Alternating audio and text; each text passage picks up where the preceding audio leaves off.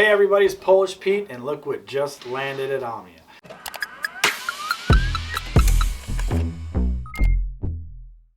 So these are landed on the page now. It's Greenfish tackle. It's a big expansion of the line. We've actually had them for quite a while now, but we're just getting around to shooting a video and telling you guys what's here. We've carried a few of their jigs in the past, and we got rave reviews from our consumer base about them, so we thought, hey, well, let's add a bunch more. Starting off with the HD skipping jig. We've carried the skipping jig for a while, and this is the HD version. This one comes with a 5/0 Gamakatsu in it, a heavy duty hook. So this is a really nice hook that comes in this jig. So if you're skipping docks with more of a stout rod, big line, and or somebody who likes to boat flip your fish, check out the HD skipping jig.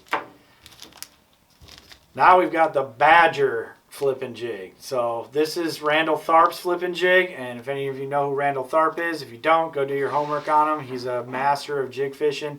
I'm a big fan of his personally. I love his fishing style, and he's known for fishing a jig and boat flopping some big fish. So he built this jig around a super stout Gamakatsu hook.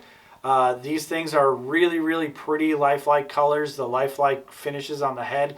To me, it's like a modified Arky style. Horizontal line tie on it, be great for fishing hardcover, flipping, anything like that. And I bet you it'd even come through grass with how slender the head is pretty decently too.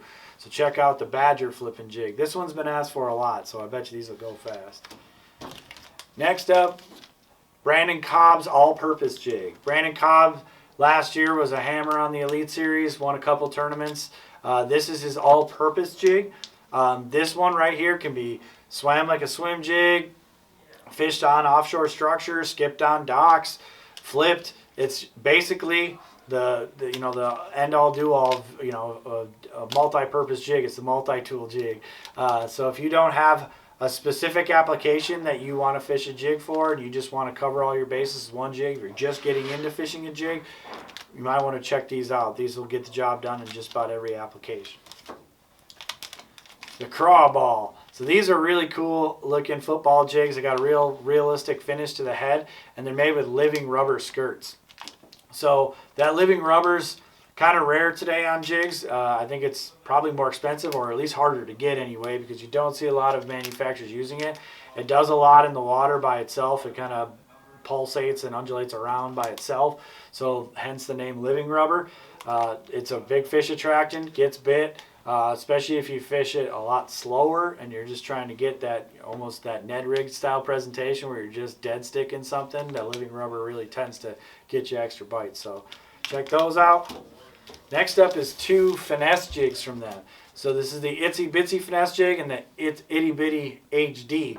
So I'm sure you can tell the difference there. You got a more of a light wire finesse style hook in it. So I would call it spinning rod and bait caster finesse jig. Obviously you can fish a spinning rod on either one of them, but stouter line if you're a hard hook setter.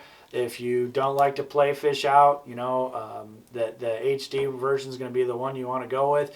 If you're really looking to lighten up your line and get those bites on pressured fisheries, and you want to go to that lighter wire style jig, lighter wire hook I should say, check out the standard itty bitty jig. This one here is the one I think is the most interesting next to that Badger jig. I'm excited to try that one out, but this one here is the Chibi jig. Chibi means small in Japanese.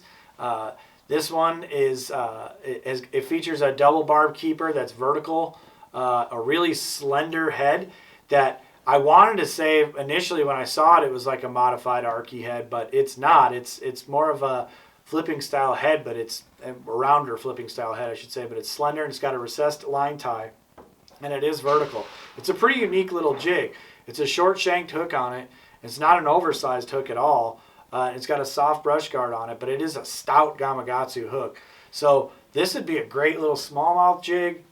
Anytime you want to compact up your presentation quite a bit, but you don't want to sacrifice using that bigger, heavier jig fishing equipment like a 7-foot plus heavy power rods and 20 plus pound fluorocarbon or braided line, you could get away with that with this little tiny compact jig. So interesting jig here. Check this one out, the Chibi jig. Last we have the Gaff swim jig. I love swim jig fishing. I do it a lot more than I spinnerbait fish. I think I've mentioned that before on these videos, that I'm just getting back into fishing a spinnerbait because my confidence has almost been strictly in a swim jig, whether it's fishing it with a swim bait, Craw style trailer, just like a slender fluke style bait, anything like that. I've been fishing swim jigs quite a bit, and it's where my confidence lies. And there's nothing I like more than one with a big giant hook in it, so I can fish it on straight braid when I can get away with it. And this Gaff hook, they mean it. It's an absolute monster of a hook. I can't bend the gap in this thing at all. I can't open this hook up as hard as I pull. It is a very serious hook in this thing, hence the name Gaff.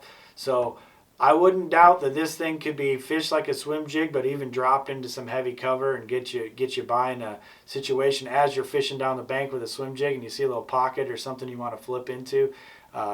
You could definitely flip with this hook. Trust me. This is a stout swim jig for getting them out of the thickest and meanest of covers. So check out the Gaff swim jig. All these, like I said, have already landed on the pages. Go check them out at omniafishing.com and go catch them.